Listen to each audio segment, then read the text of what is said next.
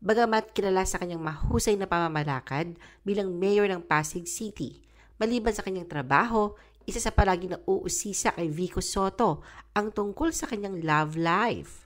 Bagamat walang opisyal na nobya, may mga pagkakataon na siya ay na-link sa ilang mga kilalang personalidad. The Philippine Showbiz List presents mga babaeng na-link kay Vico Sotto. Maine Mendoza. Matatanda ang unang napanood sa TV sina Maine at Vico nang bumisita ang binatang si Vico sa One for All, All for One sa segment ng Eat Bulaga noong October 2015. Ang bago sa matang interaksyon nilang ito ay nagdulot ng kilig sa maraming mga manonood dahilan upang i-link sila sa isa't isa. Nag-cruise din ang landas ng dalawa sa reception ng kasal ni Vic Sotto at Pauline Luna noong January 2016. Hanggang sa nasundan ito na paglabas ng balitang nagpaalam di umano si Vico sa kanyang mga magulang na plano niyang ligawan si Maine. Dagdag pa rito ay ilang linggo ring tinukso si Vico kay Maine na kanyang social media followers. Ganun pa man, mariing itinanggi ni Vico ang balitang balak niyang manligaw kay Maine. Sa X makikitang idinaan niya sa biro ang iba pa niyang sagot sa netizens na nagtatanong tungkol sa kanyang pagkakaugnay kay Maine. Kung ano't ano man, nilinaw ni Vico na madali lang siyang kontakin sakaling may gustong humingi na kanyang panig sa anumang balita. Gretchen Ho. Minsang iniugnay si Vico kay Gretchen. Kaugnay ito ng kumalat nila ng mga litrato at video na magkatabing nanood ng opening volleyball match ng Southeast Asian Games 2019. Kitang komportable sila sa isa't isa at makikitang focused sa panonood ng laro. May kuha din sila habang nag-uusap.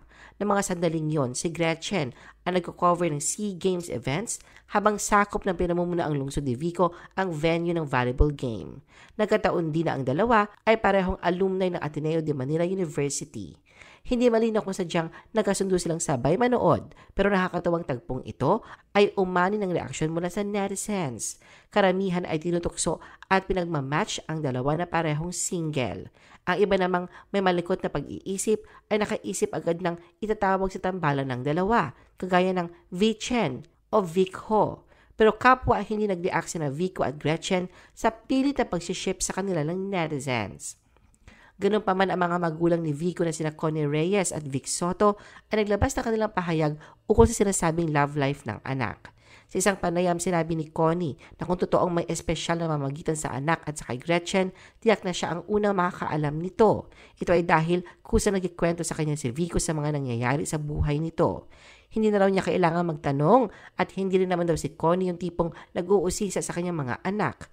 Maging si Vic ay pinabulaanan na mayroong namamagitan kina Vico at Gretchen. Malalaman naman daw niya ng personal ang tungkol dito kapag merong confirmation. Ayon pa kay Vic, masyadong busy ang anak sa trabaho nito bilang mayor at wala itong panahon sa love life. Doña Tesoro. Kabilang si San Manuel Tarlac Mayor Doña Tesoro sa naling kay Vico. Sa social media, maraming netizens ang nagpabati ng paghanga kay Doña Tesoro dahil sa artistaheng ganda nito at sinasabing bagay sila ni Vico dahil sa magandang pamamahala ng mga ito bilang public servant. Nakakatuwa pa na ang dalawa ay pareho nagtapos ng master's degree sa public management sa Ateneo at halos magkalapit ang edad. Hindi nga lang ang mga netizens ang naglireto kay Vico para kay Doña, kundi maging ang ama niyang si Vic. Sa isang episode ng Eat Bulaga noong June 2020, tiyampong kabilang si Doña sa mayor sa sumalang sa bawal judgmental segment.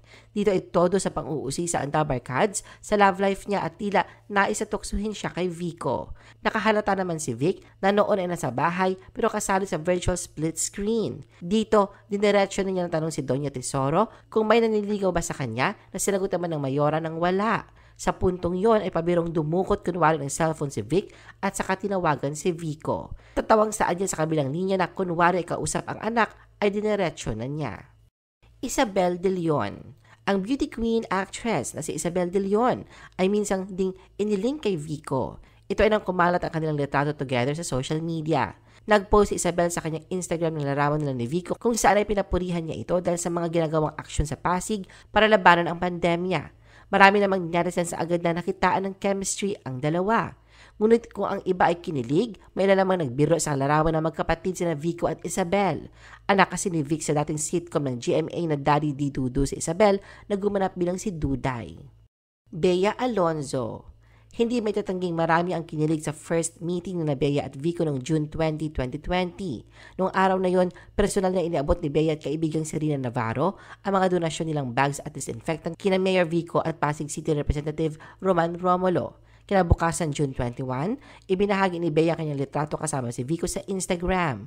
Kalakip ng laughing emoji, sinulat niya ang caption na, "Hi Mama, nakita ko na ang paborito mo." Joke. Kung saan na pinatutungkulan niyang mama ay si Connie Reyes na gumanap na ina niya sa pelikulang Four Sisters and a Wedding. Maraming netizens ang nakapansin sa magandang vibe ng dalawa at tuluyang silang tinukso sa isa't isa. Ngunit hindi alam ng marami, medyo hindi naging komportable si Bea sa naging takbo ng mga pangyayari. Lalo't inamin niyang pumunta lamang siya roon upang mag-abot ng tulong sa lokal na pamahalaan ng Pasig. Sa isang panayam sinabi ni Bea na bagamat natuwa siya sa naging reaksyon ng mga tao, aminadong hiyang-hiya siya kay Vico na sa mga tukso at biro na lumabas online. Ipinaliwanag din ni Bea kung bakit siya gumamit ng Four Sisters and a Wedding reference sa kanyang caption. Ayon sa kanya, napag-uusapan na rin daw yun ng mga kasama niya sa I Am Hope noong nasa Pasig sila, kaya isipan niyang gawing biro ang post. Hindi raw niya inasahan na magiging ganun kalaki ang magiging reaksyon at nauwi nga sa paglilink sa kanila ni Vico. Pabiro pa siyang tinukso ang kanyang kaibigan si Janos Del Prado na anyay kaibigang nang lalaglag sa kanya na nag-iwan pa ng komento sa larawan nila ni Vico na #BeVico, #BayVico, #Bico, vote now. Pero sa kabila ng lahat, ayon kay Bea, mas lalo raw niyang hinangaan si Vico matapos makita kung gaano ito kaseryoso at kahusay sa pagtupad ng tungkulin sa mga mamamayan ng Pasig. Janelle T. Minsan na link si Vico sa Miss Philippines Earth 2019 at former Wawa Win host si Kim Chi o Janelle T sa totoong buhay nang maging representative ito ng Pasig sa Miss Earth Beauty Pageant. Nilinaw naman ni Janelle sa isang interview na pareho silang single noong panahon na yon at pawang advocacies lang ang pinag-uusapan nila noong nag-courtesy call siya kay Mayor Vico. Atasha Mulak. Noong nakaraang taon unang kumalat ang chika di umano'y si Atasha ang kasintahan ni Vico. Dagdag pa sa chismis ang balitang nabuntis siya ni Vico. Kasabay nito ang balitang niregaluhan di umano siya ng engagement ring sapagkat handa na raw siyang pakasalan at panagutan ni Vico. May bersyon pang botong-boto o gustong-gusto raw ni Aga Mulak at Sherlyn Gonzalez si Mayor Vico para sa kanilang anak. Pero ang mga haka-hakang ito ay mariing pinabulaanan ni Atasha. Isang panayam kay OG Diaz noong August 2024, sinabi ni Atasha na maging siya ay nagulat kung bakit bigla na lang siyang iniugnay kay Vico at kung saan ang kagaling ang chismis ngayon ni minsan na hindi pa sila nagkikita ng personal. Bagamat ang tatay nitong si Vic Soto ay nakakasama niya sa Itbulaga.